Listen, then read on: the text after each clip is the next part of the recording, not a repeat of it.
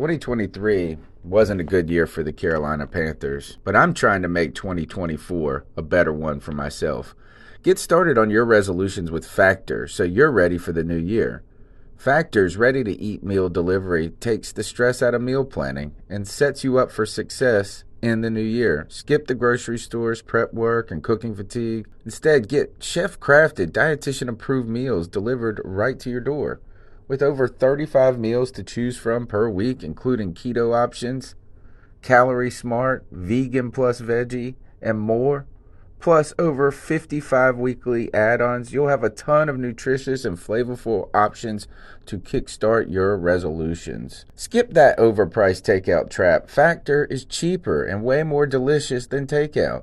Get chef-crafted, restaurant-quality meals delivered right to your door, and they're ready to heat and eat in just 2 minutes, which means more time for you. Head to factormeals.com/C350 and use the promo code C350 to get 50% off. That's code C350 at factormeals.com/C350 to get 50% off.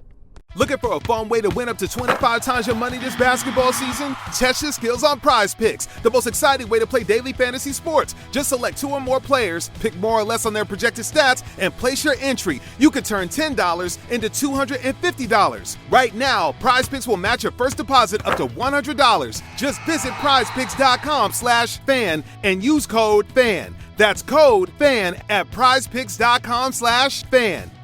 Must be present in certain states. Visit prizepicks.com for restrictions and details.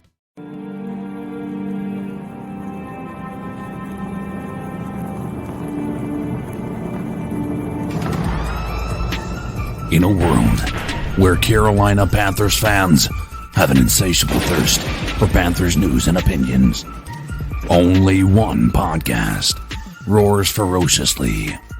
It's the C3 Panthers Podcast. What is the deal, Panther fans? It's your boy, Tony Dunn, a.k.a. The Professor. It's the C3 Panthers Podcast. We are doing a short show tonight, New York Jets at Carolina Panthers preview. Hoping to get a hold of Joe Person. We're still trying to get him on the line, so we'll be waiting on that. So we're either going to have Joe Person with The Athletic helping us get a quick preview of update on what the Panthers been looking like in camp and what we should expect in week 1, or we get stood up on the air as we talk about this stuff. Right now, Cody, football is happening. Real, live, crazy football is happening. Dak Prescott and the Cowboys are marching down the field.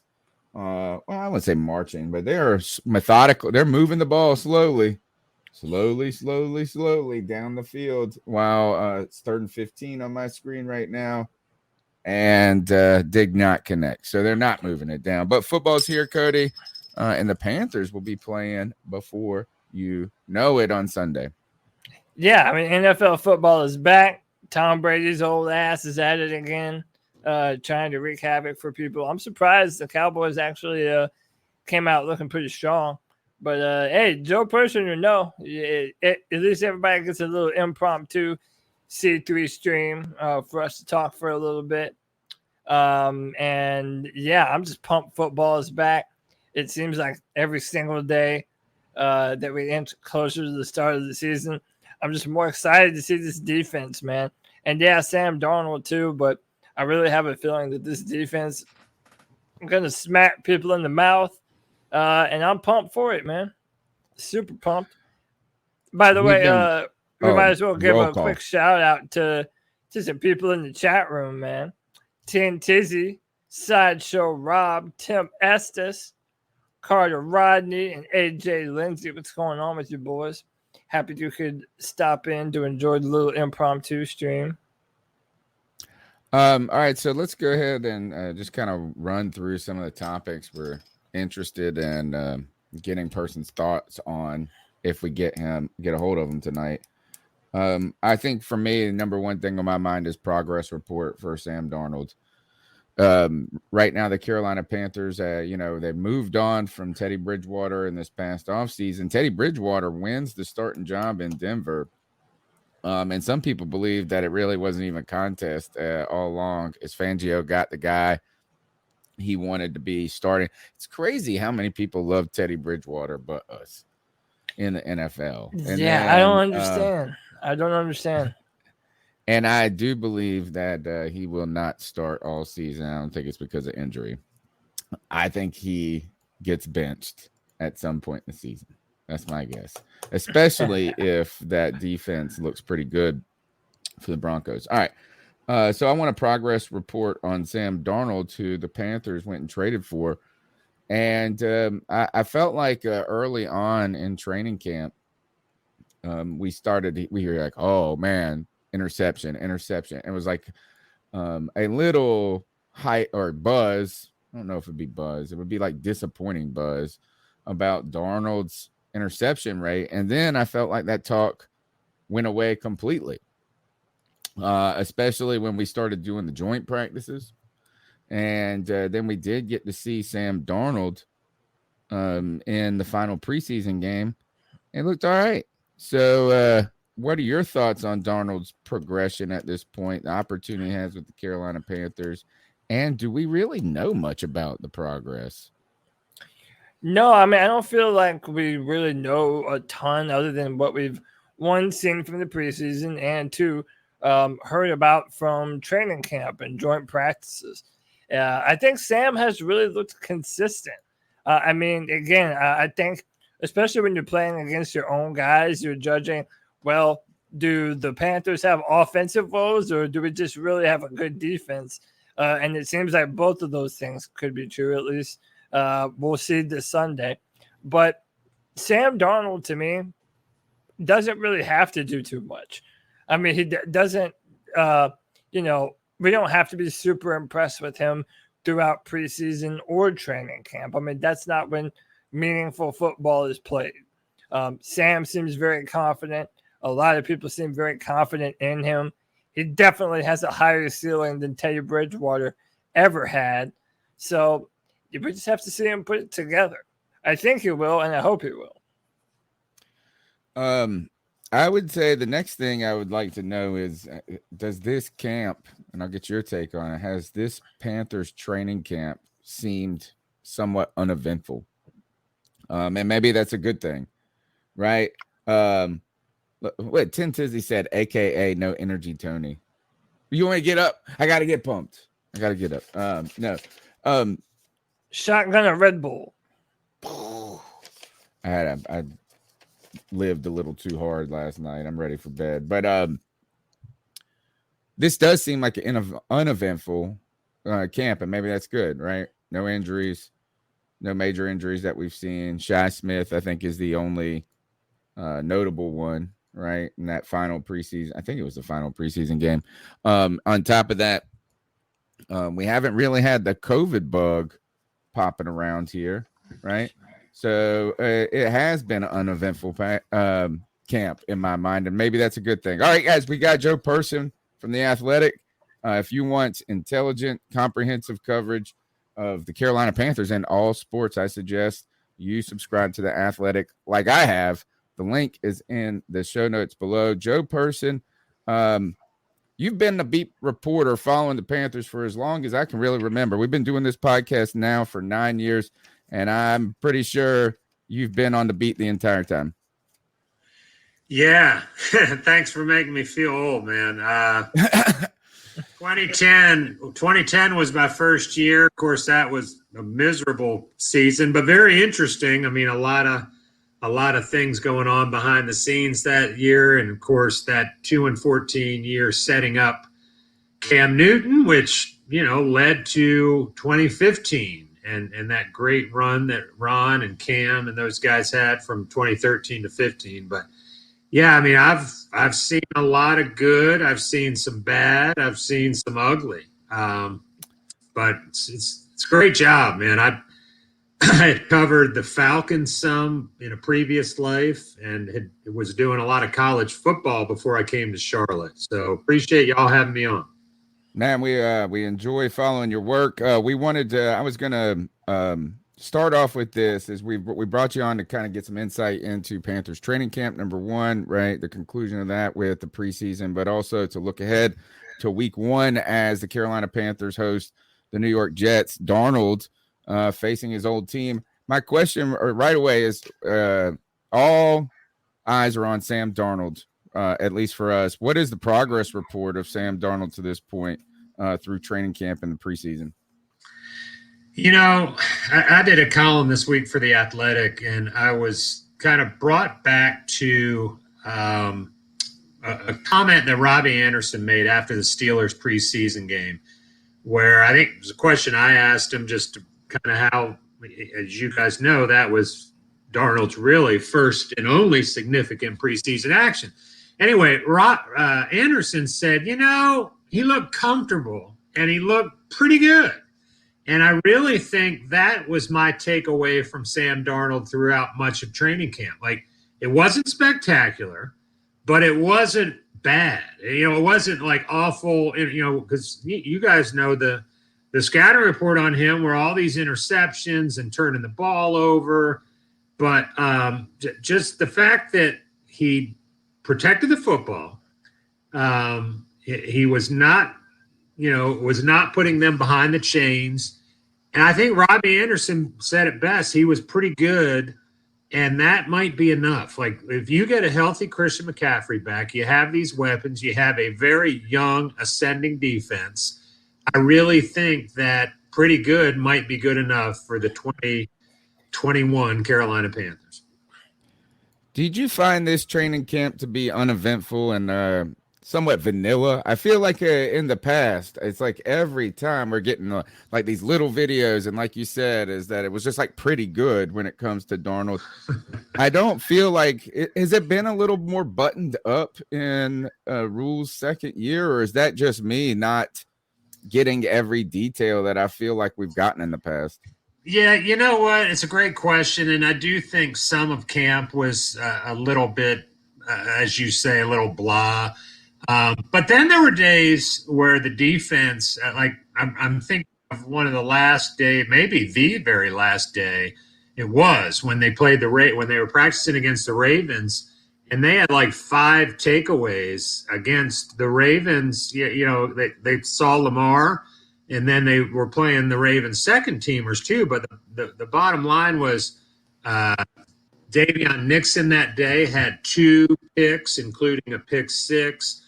Dante Jackson had an interception. Shaq Thompson had an interception. So, like, that was an exciting day. And I really think, listen, I don't know that they're going to go out and get 5 interceptions in week 1, but I think they're going to take the ball away from Zach Wilson. I think this defense, especially the way Phil Snow calls it, with a very, multiple coming at you from all different angles, I think they are going to be a takeaway type defense.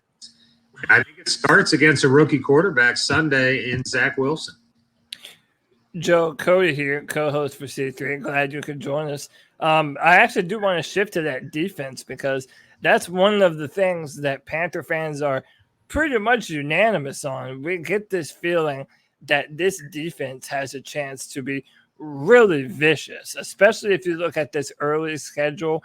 I mean, there is a ton of opportunities for interceptions, but especially looking at the way Scott Fitterer has built this defense, specifically on the edges with Brian Burns and Hassan Reddick, we get the feel that this defense is going to be much more physical, a lot faster. Do you get that feeling that this defense has the potential to be something special, or should Panther fans kind of temper their expectations? Yeah, I do. I mean, are there some potential holes, at middle linebacker, maybe with Jermaine Carter, who I think's solid. I think the safety depth, hopefully, those guys, Chin and Burris, stay healthy. Although, you know what? I was about to knock the safety depth, but I think Sean Chandler really stepped up this preseason. Now, will it carry over into regular season games for a guy that really hadn't done much in the league? Who knows? But no, I'm with you, Cody, man. Like, I think the defense, I think Brian Burns is just terrific. I mean, I'd be shocked if he doesn't finish with like 12 sacks this year. I think Hassan Reddick's going to be a nice addition too. I think he's going to have a hard time matching last year's numbers. I and I wrote about this too. I don't think that's necessarily a bad thing. You know, I don't think he's going to fall off the map. I think maybe he's like a 6 or 7 sack type guy as opposed to 12.5 like he had last year. Yeah. But I think they're going to get production from other people. I think Morgan Fox, a guy we haven't talked about, I haven't written about very often. And, you know, Phil Snow really likes him as you guys know how Snow loves these chess pieces. I think they're going to use Fox inside on like third down. I think he's going to be kind of a run stopper type dude on first and second. And then he's going to go inside, and they think, you know, his speed, they might be able to – his speed might not show up on the edge like Burns does and Reddick's, but inside, I think they feel like Morgan Fox can really create some mismatches as they just try to put their best 4 or 5 pass rushers on the field. This is kind of a hot take question, and not like a hot take, but is Phil Snow the best coach on this staff? Like that's up where he's our favorite anyway, right? As just like as fans on the sideline, like we like the scruffy Phil Snow, and man, that defense got better each week last year with some real limitations personnel wise, and I would say that the offense didn't get better each week last year. It kind of started out hot and there were some different times where we thought, man, we were starting to see some little things. But what do you think about that? That's my take. Is Phil Snow best coach on this staff? I mean, you make a strong case for him for the reasons you just mentioned. And his scheme is very innovative. It's different. I mean, I remember Aaron Rodgers after that, what was that, week 15? Of course, they ended up losing. But he said, I feel like he said it took him like a half to really kind of figure out what the Panthers were doing. He said it was like a college look. And, in year 2, this will be a great test for Phil Snow because there is a season's worth of tape now out on that defense. And so what may have caught the Green Bay Packers and a bunch of other teams by surprise last year, these guys, there's no secrets in the NFL, certainly when you come to year 2. And so I think that's going to be incumbent on Phil Snow to do some self-scouting.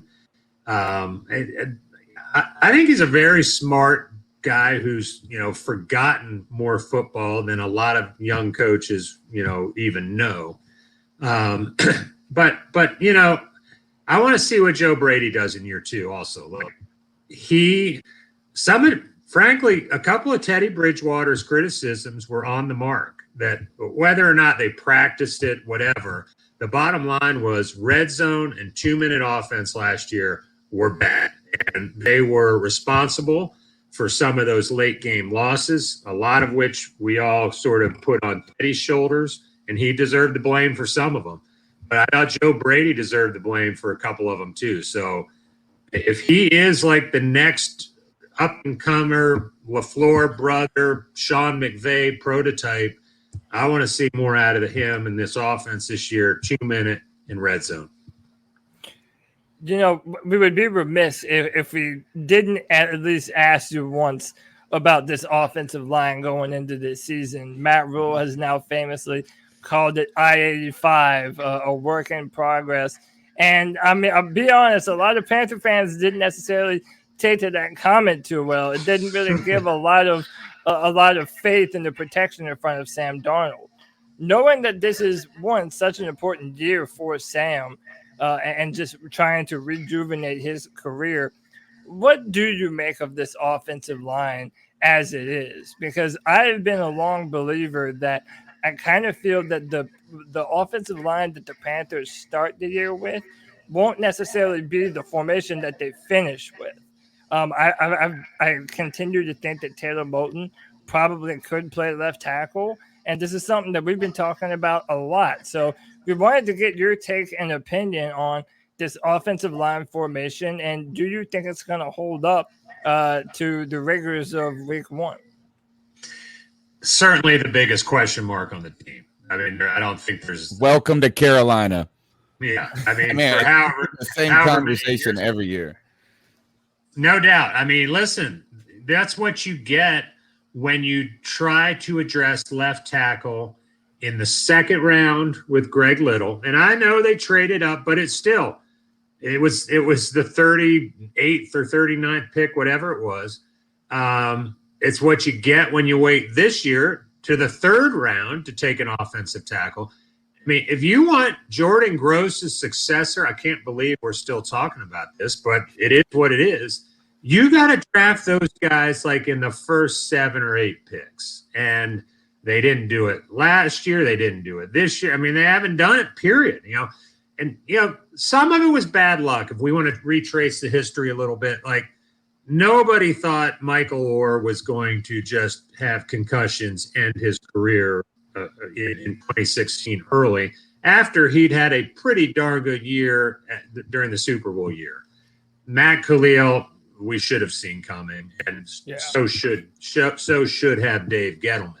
But Cody, coming back to this year, I mean, you can't sugarcoat it. Like I'm with you. I don't think this line, as it's currently constituted, is going to be very good. I don't know that they're going to be one of the worst. They might be serviceable. I thought all along Dennis Daly was going to be in the starting lineup. I thought it would be eventually. I thought it would be on the left side in place of Pat Elflein instead of replacing John Miller, who's in the COVID protocol. And so, Dennis Daly's not a bad player. He really isn't. We dump on Hurney for that 2019 draft class, and there were a lot of misses. But Dennis Daly looks like he could join Brian Burns for at least being, a salvageable at least draft. But yeah, I don't. Cam Irving's the key to it. I mean, I think you can get by with bad or decent guard play. You can't get by in this league if one of your tackles, especially left tackle, is substandard. And I wanted to kind of continue to go on that one more time. I know Brady Christensen played a lot of right tackle throughout this training camp and preseason, and especially knowing that Cam Irving has a history of injury going back with the Cowboys, but also that Taylor Moton is listed at number 2 at left tackle. So it kind of seems like that's their backup plan anyway. Did you feel at any point in time Brady Christensen was ever in consideration to start at one side or the other, or was his plan always to be that backup right tackle should Taylor end up having to move? Yeah, I think they wanted to see what they had in him, and I think they viewed him.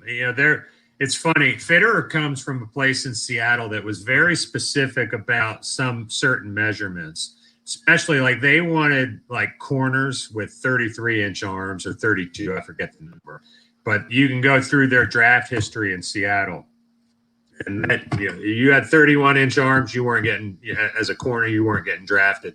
And they pretty specific about that with left tackle here and length in terms of arm length and everything. And they don't think that Brady Christensen is long enough and has that length. And they didn't draft him to be a left tackle. Like we said earlier, if you're waiting to the third round, you're not getting your left tackle of the future. You're getting a guy who might be a pretty good player. And I think Brady Christensen is going to be a good player. I think it's going to be on the right side.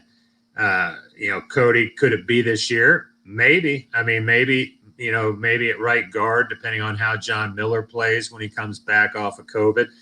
I want to ask Rule tomorrow about Miller's status for next week. Because, I mean, he's not going to come back until about the middle of next week. So he may be, for all I know, he may be a scratch for the Saints game too. I don't know that he is, but certainly the potential is there. So I like Brady Christensen. I really do. I think we might see him before the year's out, but I'm almost certain it'll be on the right side. What were there any surprises when it came to this roster when they made the final cut? And we can kind of look at this in two ways, as specific players, or we could even look at this as right now there's this whole kicking game, the return game, as well as the kicker, Joey Slice, released after really given the keys, right? Zero competition. We had heard that he had been seeing the sports psychologist in the offseason through the Carolina Panthers, and it felt like they were, by not having another kicker in here, they were trying to really boost his confidence in a way and saying, we believe in you. This is going to happen. And he didn't give them any reason to. He didn't make it easy on them. They gave him a lot of chances to. So we have a new kicker who's a giant man with the greatest mustache, at least from all these pictures. You got to love this stash. But at the same time, we have no idea who's going to be returning punts, to the fact that we keep coming around to DJ Moore in critical situations. Chuba Hubbard, he can't even catch the ball out of the backfield. He's going to be our kickoff return guy. What's going on with this roster, particularly with those kickers return game first, and your just overall thoughts on this kind of final I think Erickson's going to end up being the punt returner. I know they signed him last week, or claimed him, I guess, and they've got him on practice squad right now. But I've heard Matt Rule talk about him enough that maybe it's not this week, but I think ultimately, I mean, the guy, he was as recently as last year, I think he was like in the top 7 in the league in punt returns. So, he had averaged 10 yards per punt return last year, which was about twice what Pharaoh Cooper averaged here. So the guy's pretty good. And so I just don't think you go bring a guy like that in and sign him and just let him rot on your practice squad. I think I'll be a little surprised if they don't make that move like tomorrow and bring him up and let him return punts. Maybe I'm wrong. I've been doing this 11 years, 12 years. I've been wrong a couple times, but I think if it's not this week, Erickson will be the punt returner sooner rather than later. Surprises was your first part of your question. Nothing like high up on the roster. I was not surprised at all about David Moore. I thought he had a very ho-hum camp. Where Terrace Marshall was standing out at practices, Moore was sort of just a guy. I mean, he didn't do anything like terrible. It wasn't like it wasn't like Joey Sly where it was so obvious. But he just didn't do anything. Russell Shepard. Remember Russell Shepard? Like wow, there's a blast from the past. Or how about Sehi Ajira Tutu? Oh, wow. But when it comes to that we were just talking about Terrace Marshall Jr., talking about David Moore. Strange thing to me about the roster is the guys that they brought in free agency are the guys that they shipped out. Denzel Perryman gone. I mean, Hassan Reddick's the only one that made the dang cut, it feels like. F-line, but what was it? Denzel Perryman traded away, and the other was David Moore. That's kind of odd, isn't it? A little bit. It didn't speak too well of the free agency class, to be sure. Oh, no. Of course, Cam Irving and Elfline you mentioned. We'll see. I mean, they were among the lowest rated offensive linemen in the last 3 years. But yeah, man, Perryman, that was a big miss. Like, not that they gave him like just life-changing money, but just to like, I don't even think he was a good fit for them, just with the program and the brand that Rule likes to talk about. Like, from the first day of camp, when he showed up and he's waving around the speeding ticket and he's like got a helmet on, like a Panther helmet on in the parking lot at Wofford, it just is like, they don't want them all to be like, robots. Like, look at Robbie Anderson. I mean, they're okay with personality, but something about Perryman was a bad fit. And the few times he was on the field, he didn't do anything. And, I can't disagree with you. I mean, they missed badly on him, and you can't help but say they missed on David Moore too. I wanted to ask you real quick about Matt Rule before you left us tonight. And once again, thank you for your time. We appreciate you answering some questions from us tonight. But how do you think Matt Rule's transition from college to the NFL has been? Last year was his first year in the NFL, and what a year it was too, with COVID and not having a training camp, no fans in the stands. I mean, in a lot of ways, this season even going to Wofford has been a brand new thing for him. How do you think he's made that transition? And do you feel like he's moving along that trajectory that David Tepper saw in him and how he turned around Temple and Baylor? So, great question. I think Matt Rule's a smart guy. I think he knows situational football. I think he knows a lot about pretty much every position. He's coached coached offense, defense, special teams.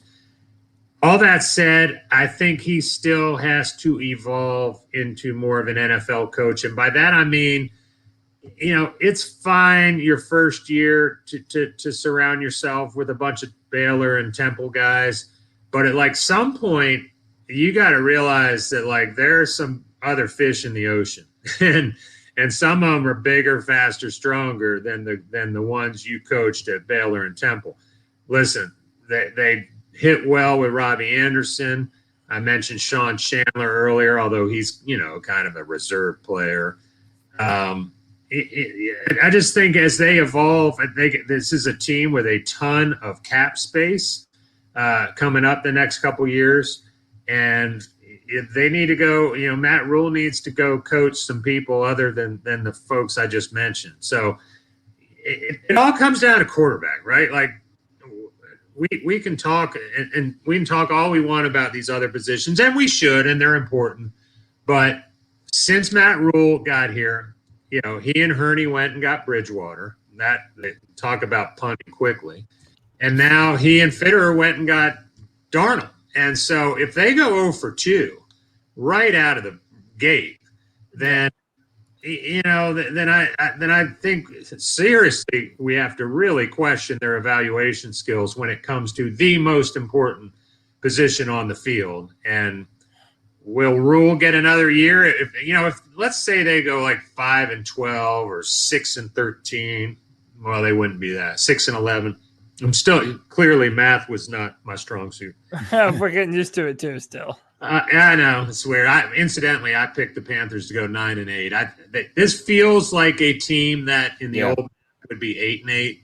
So I think they're 8-9, 9-8, whatever.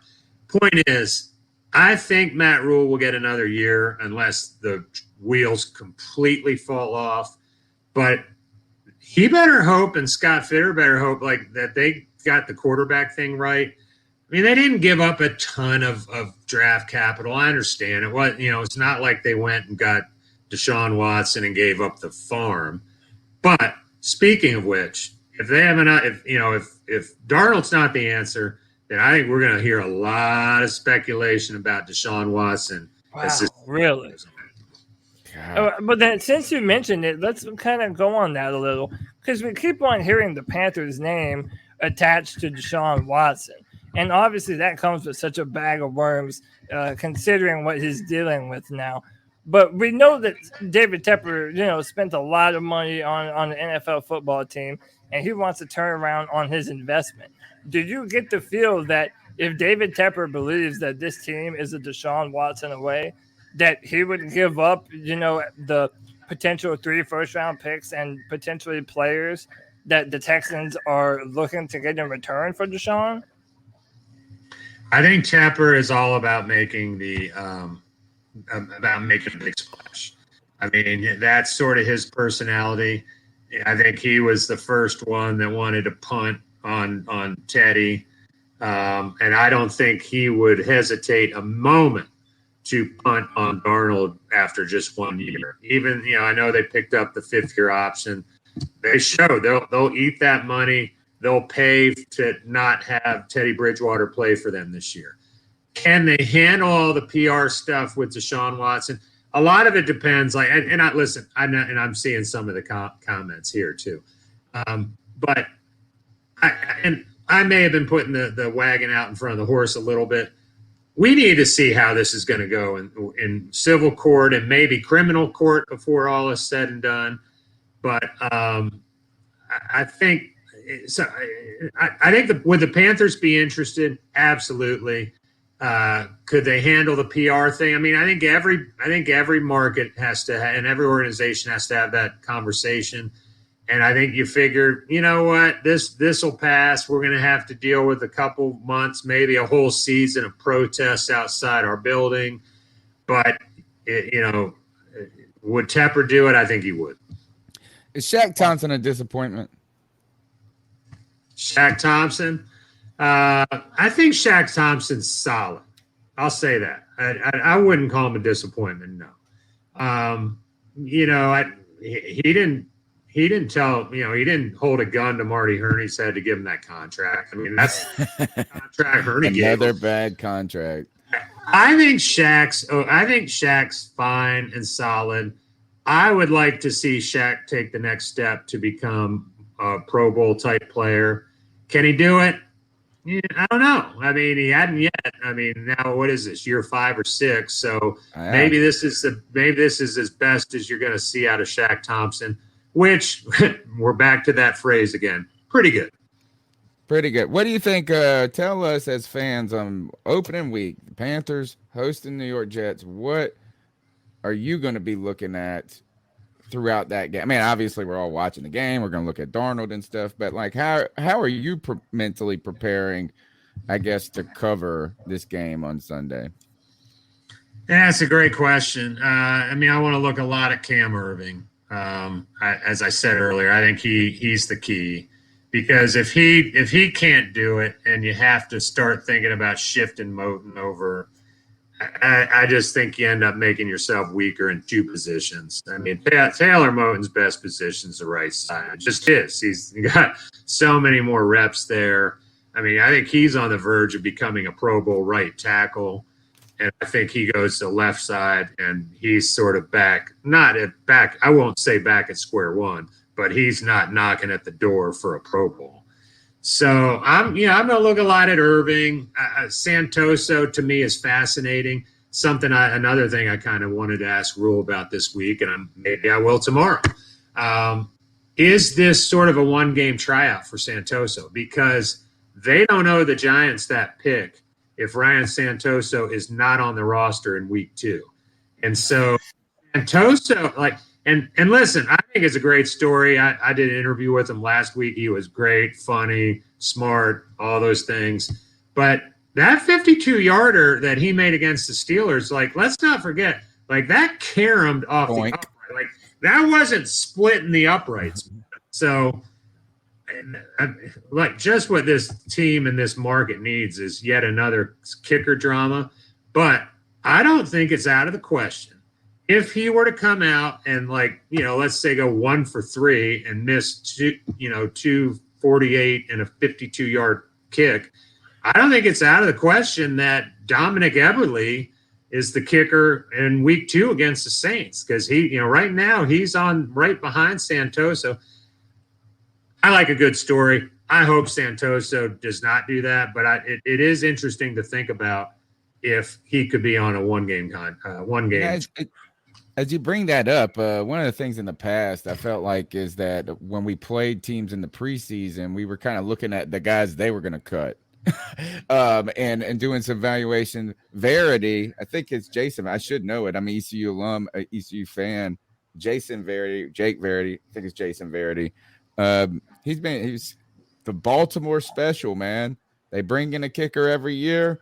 They know that Justin Tucker is going to be the kicker, and then they let him showcase his talent and they go trade him.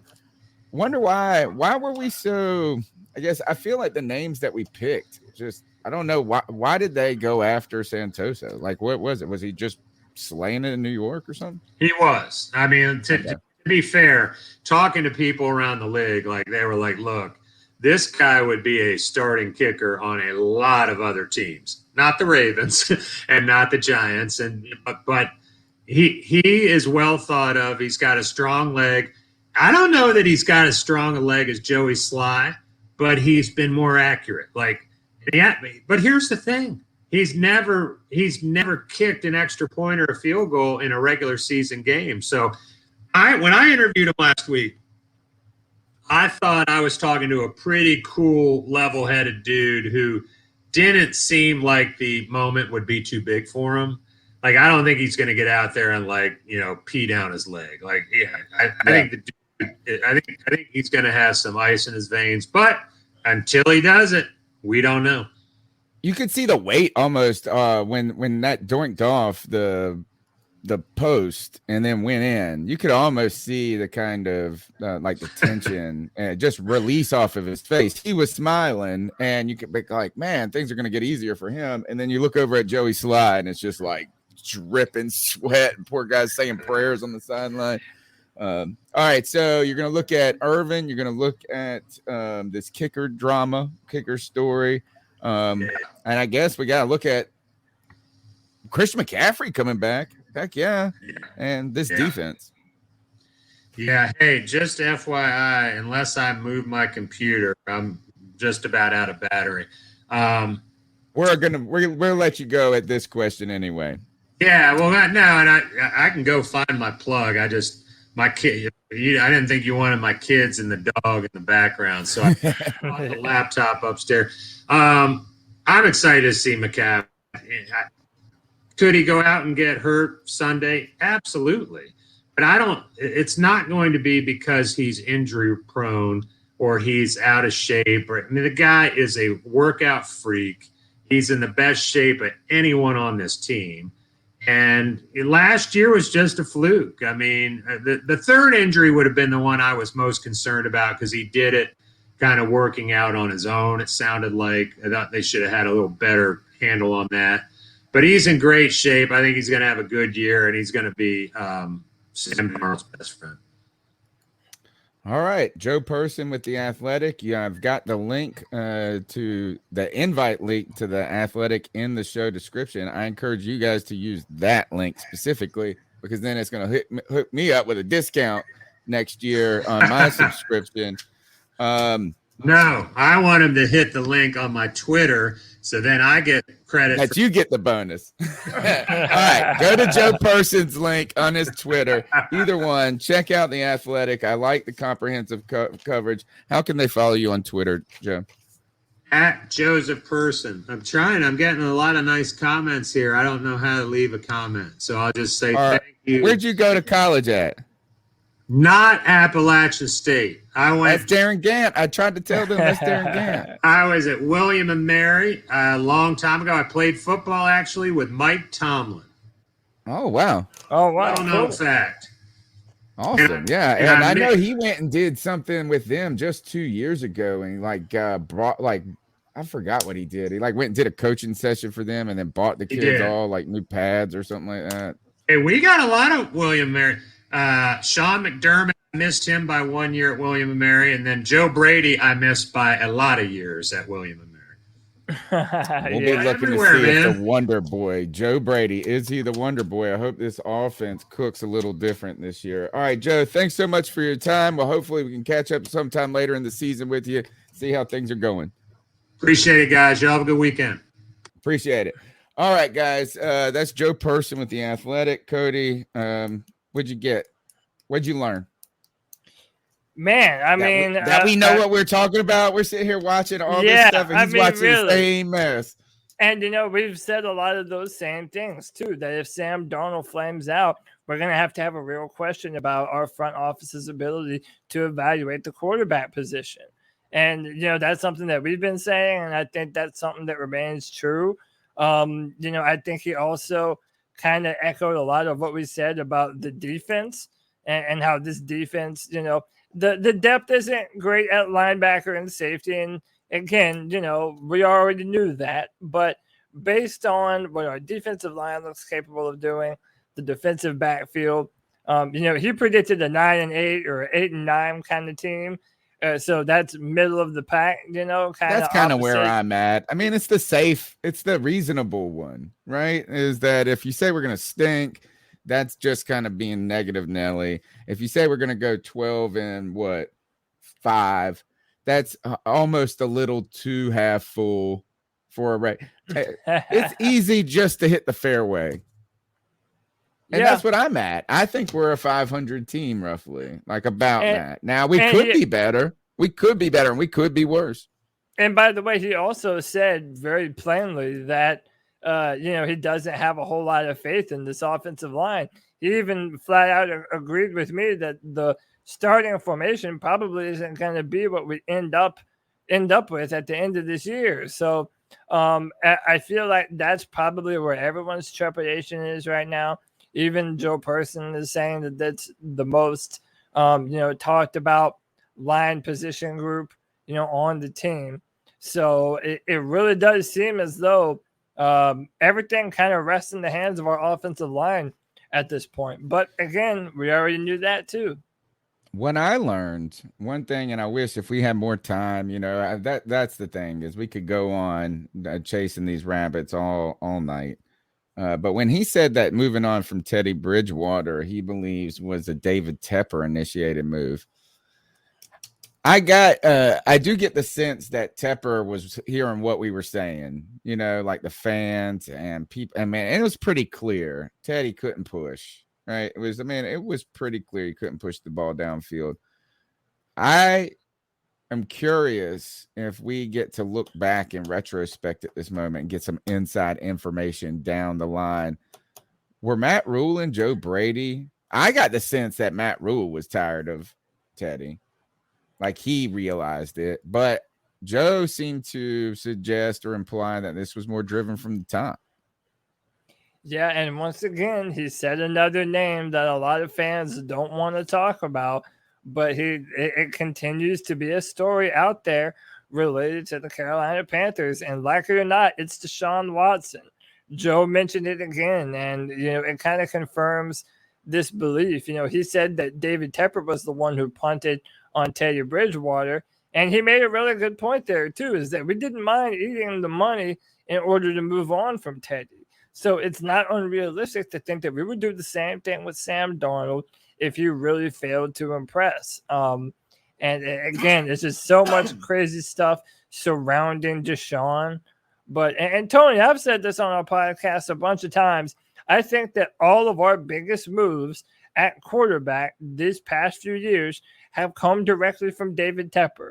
I think David Tepper wanted us to move on from Cam Newton, and I think David Tepper was the one that wasn't truly ever sold on Bridgewater and said, "No, we're not going to do this again." So now they're going to. You might be right, bro. You might be right. Yeah. I mean, that's kind of what it's sounding like. What else did we learn? We really is. I think we learned that I was right, that this has been kind of a ho-hum camp, like just. And and even the fact that he said that Perryman didn't fit the brand. Yeah. I thought, and then there was the vaccination discussion. I didn't want to get into it. I did want to ask, do you think that had something to do with it? But it's interesting that he seems like that this coaching staff wants this to be a very just go to work type environment. And that's what this camp felt like. It felt uneventful, and maybe that's a good thing. Where we're not too high or too low on Sam Darnold. We're not going crazy. I think the intensity did ramp up with the defense towards the end. 10, I got to get David Newton on this show. I'm going to get him on a preview for a week this year, and I will ask him, do you do it on purpose, or is it accidental genius? We will ask him, and we have to do right by these Panther fans. And if we get him on here, we have to ask him all the hard questions. Like we have to do our we have to be legit journalists, Tony Dunn, and talking to David Newton. But I agree, we need to make it happen. And I gotta ask him, do you stumble into genius, or is it intentional, or is it just a disaster? And the most recent one is that he put, and I don't know if we talked about this on Tuesday's show, but he put that Dennis Daly will replace John Miller at right tackle. Yeah. It's just like, all right. All right.